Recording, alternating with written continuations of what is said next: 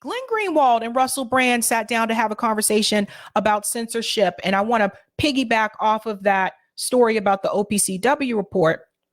It was obvious that some of those inspectors were quote unquote censored, right? They weren't allowed to really talk about it. It was leaked information.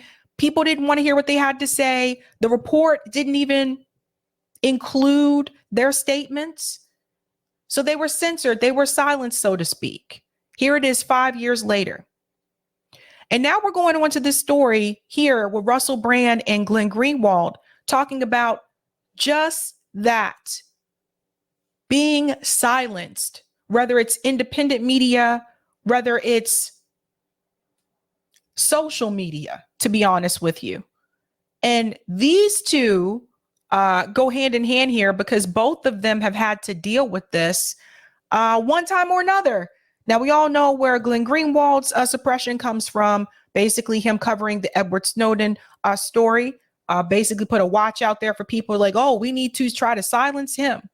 Russell Brand was everyone's beloved, charming, fun-loving actor and podcaster until he started to call out the billionaire class, until he started to call out the class issue in this country and started to speak about the banks and wealth in a negative way. Then all of a sudden, that was just 2 weeks ago, people were saying that Russell Brand is now right-wing because he was calling out corruption and he was calling out greed. But how do you handle those incidents when you feel like you are being silenced? Let's get into it. Dissenting voices are being shut down. Centralized power are arresting world leaders. The elites have abandoned us. What are we going to do now? Hello there, you 6 million awakening wonders. Thanks for joining me on this voyage to truth and freedom. Turn on the notification bell if you haven't turned it on right now, because they will not send you this kind of content, not without a fight. They won't. Subscribe to our channel right now. We make this content every single day without fail, and I don't want you to miss a second of this stuff. Have you noticed that the authorities are doubling down on centralized control? Have you noticed that dissenting voices are being smeared even in congressional hearings? Have you noticed that the elites seem to be militarizing and preparing for the next phase of social evolution? I had a conversation with the world-class Pulitzer Prize winning conspiracy theorist Glenn Greenwald, who's also on Rumble like me, and I asked him, why is it that the elites are no longer even pandering to ordinary people? Do they think they have this battle won? Do they think that the emergent forces of AI and the militarization of the police force means that they no longer even have to pretend to listen to us? This is a fantastic conversation. Stay to the very end. Let me know in the comments what you think, who you want to see on our show as guests, and what questions you think I missed. We have been discussing the nature of centralized authority, its growing ubiquity, it's clearly becoming more radical in the enforcement of its edicts and ideals, yet its legitimacy seems shakier than ever. The threatened and presumed arrest of Trump is one way that we can discern this waning of actual legitimate authority, and as it continues to double down. Obviously, the neglect of the comparable Russiagate Steele dossier stuff is an aspect of this we've covered, but as it's happening at the same time as a warrant has been issued for the arrest of Putin, it's difficult not to look at comparable war crimes. We used this piece today about, I think it's from cato.org, talking about how, you know, sort of Biden, Trump, Obama have all been explicitly involved in the UAE bombing of Yemen. And I suppose what I would like your perspective on, Glenn, is the decline of trust in authority and almost the assumption now that there is no central body that has the right to execute that kind of power. And if that is something that's real and legitimate, and if you feel that it's true as well, what does that tell us about where we are and where we have to get to? Yeah, it's a very interesting paradox, isn't it? That secure, confident institutions of authority can give the people over whom they rule a greater degree of freedom, because they know that those people, by and large, trust those institutions and they're not endangered and threatened as a result. When those institutions fall into pervasive disrepute, when they're held in contempt, as is the case quite validly for most Western political and media institutions, that's precisely when they become even more authoritarian, when they start cracking down further on dissent because they're afraid. And instead of trying to determine what is the root cause of this loss of faith and trust and confidence, when's the last time you heard anyone who works in corporate media? They're very good at lamenting the fact that the public no longer trusts them. They're very good at blaming other people for the fact that the public no longer trusts them. When's the last time you heard any of them in any earnest way engage in self-reflection? What is it that we did to lose the trust and faith of the public? Or when has any government official done that? They watched Donald Trump get elected, clearly an expression, as I heard you saying earlier, of this kind of despair. Let's stop here for just a second. In reference to what he's saying about mainstream media, that they don't actually sit back and think, what did we do that caused people to go away? What did we do that drove people away? You know, like CNN, they complain that they're losing ratings. They had a new CEO, right? New managers. We're doing a shift. We're going to move a little bit further to the right, but not really on the right, so people can still think we're liberal. They're trying all these different things, and it doesn't seem to be helping their ratings. They know the ratings are going down. They know that more people are choosing to watch independent media, but it seems like they never sit back and question, what did we do wrong that turned people off? But I can answer that question for them. Lies, lots of them, not coming back and retracting those lies. What else? Only choosing to air certain types of information, repeating State Department talking points, only having certain approved sources and people on your network so people don't get to hear some of those independent voices that may have a different narrative or a different opinion or a different experience, things like that. Just saying. Brexit was certainly the same thing. This kind of, we don't care what the consequences are. We believe the status quo is so corrupt and contemptuous of us that whatever you tell us we shouldn't do, we're going to do the opposite. There was definitely a lot of that in terms of how Bolsonaro got elected in Brazil across the democratic world.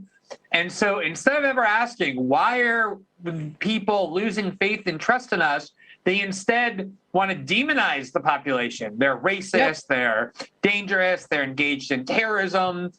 Or we're deplorables, or any type of name that they can call us because we don't want to engage with what they're saying, or we don't believe their story. And as a result, we need to crack down more on them. We need to censor the internet more. We need to criminalize dissent more. We need to try and prevent them from choosing their leaders by convicting them and rendering them ineligible. And as a result, it's an inescapable cycle that the more they do that, the less trust and faith there is in those institutions of power, and in turn, the more authoritarian they feel they need to be. And I think that's the cycle that we're currently in, and it can actually be very cleansing. I think it's. Yeah, and I want to add here too, as well. It reminds me of what Matt Taibbi said recently. Matt Taibbi was here a couple of days ago, and one of the things that he mentioned in reference to the censorship and who to suppress, he was talking about in reference to the Twitter files, and he said that it's like these government agencies, they really don't believe that we can think for ourselves. Like, this is what he was saying. They don't believe that we can think for ourselves. They believe that we have to be told what to believe, so that anything that they think is a threat to the narrative that they want us to hear, they're going to try to find a way to suppress it or censor it. Isn't that crazy? Good that people finally are seeing that Western institutions of authority merit their contempt and not respect, but it can also create a lot of instability and dangerous outcomes as well, because demagogues and others can cleverly exploit that for nefarious ends. But ultimately, they have no one but themselves to blame. And I think you're right. Their solution, instead of trying to fix it, is to just use force to crack down on those who want to challenge them. While there Yep. has been no public mea culpa from any of those organizations, as you listed, whether they are media or political, and certainly, obviously, not corporate, I find it impossible to consider that they haven't privately taken place, that they haven't got within their circles, amongst their elders, amongst their highest intellects, people that are considering, oh no, the reason we've lost authority is because we've become corrupted, because the relationship between the corporate world and the state and the media has become too porous, and people are now realizing it because it's so easy for counter narratives to emerge, whether through credible and established journalists like yourself or new emergent voices or members of the public. They must understand that. They're making the decision to double down on authoritarianism and censorship and smearing opponents and dissenting voices. So, Glenn, why is it that that choice has been made, and what does that tell us about the likely trajectory over the coming years? I mean, in particular with regard to the likelihood of more pandemics, more legitimization of authoritarianism, because if you consider that they must have access to the kind of reflection and contemplation that has just been shared by you, they must know that, they must surely on some level, and they've elected not to explore it or express it, then there must be an alternative route. I know I'm making so many assumptions there, but that's what I do for a job. So what do you think about that, and what do you think it means about where we're going if they haven't got that reflection or they're not willing to express it? Yeah, I'm not sure. I do fully agree with that assumption, namely that these elites, because they're so smart, and I'm sure a lot of them are quite smart, because they have this kind of sophisticated understanding of the world, it must mean that they realize they bear some of the culpability for what has happened. I think oftentimes to the contrary, especially when you have kind of an insular elite, an increasingly insular elite that is more and more removed from the rest of the society, kind of the Versailles dynamic where you just kind of hole yourself up in a royal court and think that the anger outside of the gates is just whiny, petulant, unjustified resentment and not grounded in legitimate grievances. A lot of elite classes throughout history have thought that about the populations over whom they were so abusively ruling. It's not so much an intellectual failing, it's a psychological failing. It's an inability to accept blame. And oftentimes the smarter someone is, the more kind of awarded they are with position and privilege and prestige and award, the more convinced they become of their own infallibility. And the more they genuinely believe that anybody angry with them or dissatisfied with them must, by definition, be somebody whose thinking is misguided or who has poor character and who therefore needs to be controlled, who therefore... That's the thing that I was saying before. It's this need for them to control the masses. And how do they do that? Or what is the best way of doing that? Through mainstream media, right? So the media has that ability to control the masses because they control the narrative. That's why, like now, if you notice, if you go to YouTube, now you see mainstream media on YouTube all the time. CNN's on YouTube. They have a CNN channel. Then there's like this CNN dash, whatever. There's another CNN channel on YouTube. You see ABC on YouTube. All of these mainstream media networks are also on YouTube. And since YouTube changed their algorithm a couple of years ago, those are the media outlets that are on the corporate algorithm. Now, there's some that are, well, I guess TYT is no longer independent media, but TYT, for example, is on the corporate algorithm. So if you are on that corporate algorithm, it is more likely that people are going to see you. Now, why did they change that algorithm? Because they don't want people to really hear, especially with left independent media, they don't really want people to hear what we're saying over here. Not the masses. We are in a controlled space, so to speak, right? But you won't see us on like cable. You won't see us on cable. The things that we are saying, if I tell people, all these wealthy people, they're the problem. They're the problem. You guys should go on strike. We need a class war. Not a class war. We need a class movement across this country. You think they would let me be on cable news? Absolutely not. They'd be like, yeah, you got to go. Needs to be constrained and limited in what it is they can do, is almost though it's proof. If you don't think Dr. Fauci is an eminent scientist with great integrity, by definition, you're someone who can't be trusted with free speech. You're someone who can't even be trusted to vote for who you want, because the mere fact that you distrust these people the highest and most renowned and well-regarded elites is proof that you are broken, that you are somebody who needs leadership and guidance and control and have your liberty deprived of you. And I think the ability to engage in self-critique is something that is contrary to our instinct. It's something we have to work to get ourselves to do. And people who are just constantly having their goodness and their wisdom reinforced have no incentive to do that. I mean, Russell, to me, I know like each year that goes by, we all get older, like there's more and more people who haven't lived through it.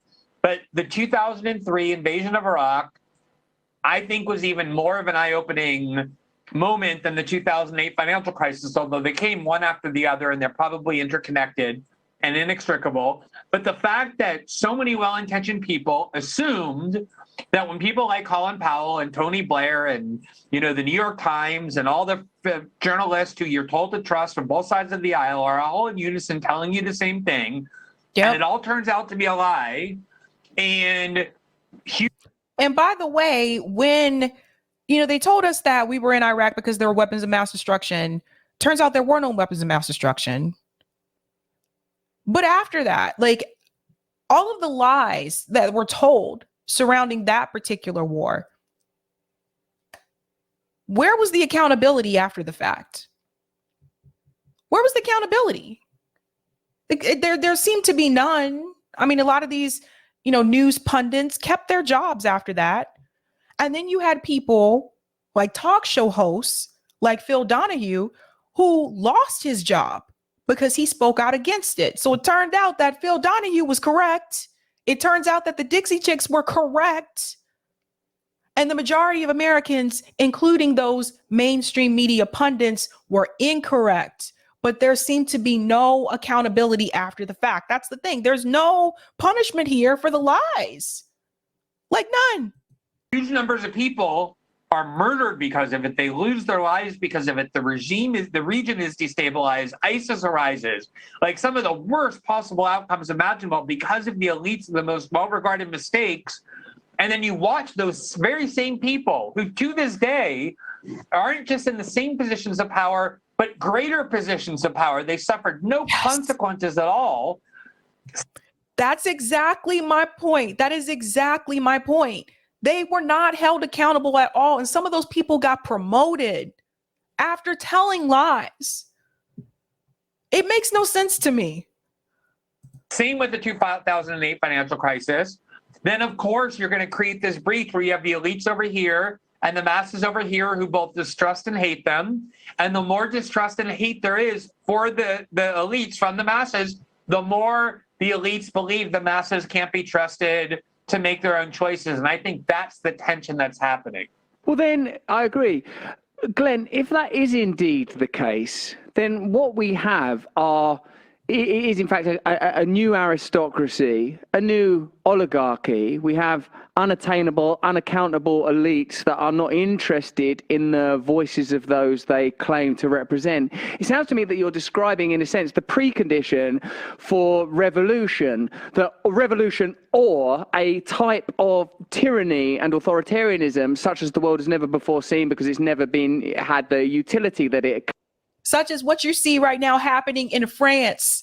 France, the people in France, they said liberation, and they have set themselves free. They have pushed back on Macron. Currently has. So some of our most dystopic conjecture is legitimized by that trajectory. When you can observe individuals within that system advancing on the basis of deception, once that fissure that you described in 03 and 08 had become more entrenched, it's almost like it becomes literal farce. They can't double back and check now. Too late now. Just keep burying the bodies. Just keep putting the paving slabs over the cadavers. It just pave away the truth. Now, if this is the case, then it seems there's little value in dissecting and discerning between the minutiae that distinguishes the two parties.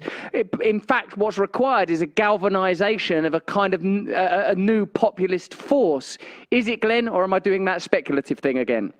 No. I mean, I think that's the only project worth pursuing. I mean, that's what I regard my project as being when I wake up every day in terms of my work. is exactly that sort of unifying of people who are being told constantly that they're supposed to hate one another across ideological and cultural and religious and demographic divides, that instead unifying in that way, that even though you have a bunch of differences on these issues and these inflammatory issues, and you call yourself a leftist or a rightist or whatever, and you belong to this party or that party or some other party, the reality is you have so much more in common than you do differences. Namely, your lives are being controlled and exploited and abused by this very small segment of elite culture. And the only thing that matters is overthrowing their hegemony. And then once a fair system is imposed, you can start kind of grappling with those differences. Until then, you don't have any outlet for doing that. You don't even have the freedom to debate. You don't have the right even to speak. And I mean, that's literally true. And, you know, I remember reading a lot when I was younger about. Uh-oh, I got to stop there. Sorry, that's my timestamp. If you want to see the rest of this interview, the full interview, I want to be clear because I don't want people to get confused. The full interview is most likely on Rumble. That's usually how Russell Brand does it, because he's one of those Rumble exclusive shows. The same thing with Glenn Greenwald. He's one of those Rumble exclusive shows. So most likely there's a longer version of this interview on Rumble. I haven't been on Rumble in the past few days, so I have to go back on there and check. But if you want to see the rest of this one, it is on YouTube, and it's called "They Are Trying to Silence Dissent," Glenn Greenwald interview, and that is on Russell Brand's channel there. So definitely check out the full piece there. Guys, I know I'm not done with the ballot initiatives yet. I know I have to finish Missouri. I thought I was going to have time to do it tonight, but I'm already later than I should be for an appointment. So I do have to get going. But I hope that you did learn something here tonight, because I tried to educate you guys in any way, shape, or form that I can. Again, if you want more information about the OPCW story that we talked about tonight, definitely check out the Gray Zone for that, because they do have more detailed information. But I sincerely hope I hope I covered it in a way that you were able to understand what it was about. Okay, so that's my key there. I did have to write down notes about that one, because it's been a while. Like I said, it's been like 5 years, and I did want to make sure that I had my talking points written down, because I didn't want to stumble over things in reference to that, because it will confuse you if you don't understand what's going on.